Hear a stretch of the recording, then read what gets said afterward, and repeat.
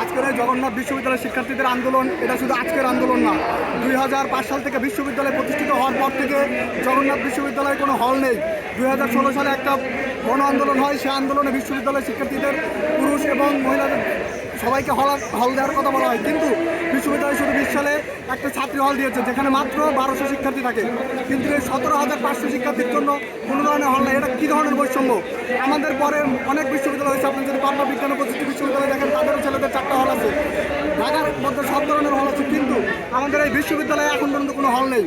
আমরা এই সরকারের আমলে আন্দোলন করেছি, বিগত সরকারের আমলে আন্দোলন করেছি, 3 সরকারের আমলে আন্দোলন করেও তারা শুধু বারবার আমাদেরকে আশ্বাস দিয়েছে, কিন্তু এখন পর্যন্ত বিশ্ববিদ্যালয় শিক্ষার্থীদের হল দেয় নাই। হল তো শিক্ষার্থীদের বিলাসিতা নয়, এখানে একটা থাকার জায়গার একটা ব্যবস্থা করে দিতে হবে। কারণ ঢাকার মধ্যে একটা জায়গা যেখানে প্রত্যেকটা শিক্ষার্থীদের প্রত্যেক মাসে 8 থেকে 10,000 টাকা খরচ হয়, সেখানে এমনও শিক্ষার্থীরা আছে যারা প্রায় 1 বেলা 2 বেলা না খেয়ে থাকে। যদি হল থাকে এই সকল শিক্ষার্থীরা নির্বিঘ্নে তাদের লেখাপড়া চালিয়ে যেতে পারে। তাই আমি বলবো এটা আমাদের বিলাসিতার জন্য নয়, এটা আমাদের অধিকার। হল হচ্ছে জগন্নাথ বিশ্ববিদ্যালয়ের শিক্ষার্থীদের মৌলিক অধিকার। এই দাবি যত তাড়াতাড়ি সম্ভব আমাদেরকে বাস্তবায়ন করে দিতে হবে, এটাই আমাদের সকল জবিএমদের চাওয়া। আমাদের ছেলেমেয়েরা, আমাদের ছাত্রছাত্রী সবাই মিলে এই যেভাবে আজকে মাঠে নেমেছে, আমি মাননীয় প্রধান উপদেষ্টাকে অনুরোধ করব, এই জগন্নাথ বিশ্ববিদ্যালয় কলেজ আজকের নয়।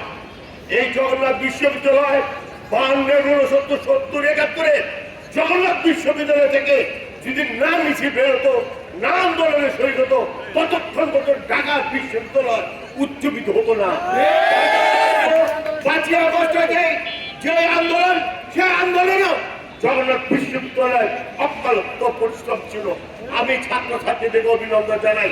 আমরা দল চিনি না, আমরা বল চিনি না, আমরা চিনি আমরা জগন্নাথের ভাই ভাইয়েরা।